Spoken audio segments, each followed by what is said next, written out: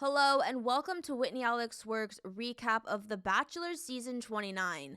This time I'm recapping episode 3 of Grant Ellis's journey as The Bachelor. This episode was jam-packed with dates, lots of drama, and unexpected twist. Let's get started. For week 3, it's announced that there will be 2 single dates and 1 big group date. So when the 12 women are listed off for the group date, the 2 lucky ladies that get a single date this week are Carolina from Puerto Rico and Beverly from New York. So right away, the competition begins for Grant's heart with 12 women on this group date. It's bound to get wild. So the large group date heads to downtown Los Angeles, and this time the group date is money themed, with a nod to Grant's profession as a day trader. So the date has the women compete for Grant bucks, and whoever gets the most gets more time with Grant at the after party. It ends up being a fun time for the women, as eventually Bailey ends up winning the competition as she had the most Grant bucks. So at the after party, Bailey gets to spend more time with Grant and buys herself one of Grant's t-shirts with her winnings. Meanwhile, the other women are stirring with tension as there are a lot of personalities on this big group date. For starters, Zoe addresses the women and tells them that she felt off on the group date today and gets emotional, but the women aren't buying it, mostly Serafina and Ali Jo, who think that Zoe's behavior is becoming problematic. But while the women are at each other's throats, Parisa, a pediatric behavior analyst from Michigan, is connecting and being playful with Grant. Parisa stood out on this date for being her playful self and also sitting next to Grant during the day portion of the date and making her move with Rice Krispie treats. Other standouts include Juliana, where these two acknowledge that they have physical chemistry, but Grant is hoping they can continue to progress their blossoming relationship as they both bond over being dog people. Zoe then furthers her connection with Grant as she gets emotional about the day and lets him know that she feels upset because the women in the house are saying nasty things about her. And this triggers Grant to support Zoe, and he comforts her, signaling that despite some early drama this season, Grant does seem to like Zoe, but when it's time for Grant to give the group date rose, he gives it to Parisa, securing her another week. But then Grant gives the women a warning about being hurtful and malicious to each other and leaves the women on an ominous note. But it doesn't take long for everyone to figure out that it was Zoe who said something to Grant about the drama in the house, so it's no surprise that everyone is very unhappy with Zoe as a housemate. Next up is the single date with Grant and Carolina, a public relations producer from Puerto Rico. These two meet up and head out to Las Vegas for the day. When they arrive, the date ends up at the Stratosphere Needle, where they are going to jump off this very tall hotel, and well, they are both excited but rightly nervous as it's an 800-foot drop, but these two kiss and then they jump. Afterwards, they laugh and do it again and then again. So when it's time for the night portion of the date, Carolina feels comfortable enough with Grant as she opens up about her struggles with health issues she has faced. She tells Grant that she suffers from epilepsy and was diagnosed at 17 after suffering from a seizure. It's emotional as Carolina feels like her partner will have to navigate her health issues with her in her life, but Grant doesn't see it as an obstacle, and then he comforts Carolina, sharing romantic moments with her and eventually giving her the rose. But a sudden unexpected twist happens as Beverly, an insurance salesperson from New York, had to leave the show for medical reasons and she won't be able to return. This is shocking for everyone as she was expected to go on the next single date, but instead Beverly's unexpected departure leaves Grant with just 13 women remaining. So instead of the planned single date, Grant invites 3 women on a mini group date. Latia, Serafina, and Dina are all invited to Vanderpump Dogs in Los Angeles, where they meet up with the reality TV star Lisa Vanderpump herself, who has Grant and the 3 women get ready to wash and play with some dogs. Grant says that he is looking for a woman who enjoys the company of our canine companions, so any cat person would maybe want to reevaluate things with Grant at this point, and honestly he connects with all 3 of these women as he and Dina get closer washing dogs together and planning their futures. Serafina also connects with him too as they walk a dog together, but it's Latia, a venture capitalist from Idaho, who gets invited to a special dinner date where once again downtown Los Angeles is is the destination. And it's a special formal deco-themed date where Latia and Grant head inside City Hall where they get to know each other better. She opens up about being raised by her mother and losing her father, who was originally from Fiji. Latia's father was sadly killed in an automobile accident when Latia was just a baby. So in good faith, Grant and Latia FaceTime call Latia's mother and they are introduced, which only connects and bonds them further. So it's no surprise Grant ends up giving Latia a rose, securing her another week and being safe from another rose ceremony. With all the dates finished for the week, the next phase is a prom-themed cocktail party where 4 contestants from The Golden Bachelorette Season 1 are there to help kick things off and remind the viewers that there is another Golden Bachelor season most likely coming this fall. But before the prom kicks off, we are sidetracked by Carolina, who has a strong connection with Grant. She is upset about something Rose said about week 2's singing-themed group date, where apparently Rose said something to Carolina about how she thought Grant was thinking of her up on the stage while Grant was dancing with Carolina. Okay, well, with that fresh tidbit in our minds, Carolina is suddenly beginning to spiral, and she is upset that Grant is developing connections with the other women, despite her having a pretty strong connection with Grant herself. It gets ugly as Carolina tells Grant about Rose's comment, which she doesn't name Rose, so Grant plays detective and discovers that it was Rose who said these comments, and surprisingly, Rose admits that she did say something like that, but apologizes that she thought she heard him say that. It's a really strange and seemingly petty situation, and it doesn't sit right with Grant as the drama is coming from multiple directions, and the tension between the women is only getting more cutthroat. But before the rose ceremony, it's worth noting that Grant connects romantically with Dina as well as Zoe, where they share a cute slow dance together. Rose ceremony number 3. With Parisa, Carolina, and Latia safe this week, Grant calls out Zoe first, then Juliana, Alex, Dina, Natalie, Serafina, and the last rose goes to Rose. 10 women remain, which means Allie Joe, Bailey, and Chloe are all headed home. And that's it for week 3 of Grant Ellis' season of The Bachelor. Thank you for watching Whitney Alex Works recap of The Bachelor season 29, episode 3, week 3. If you enjoyed this video, please like and subscribe here for more videos in the future. See you soon for the next episode.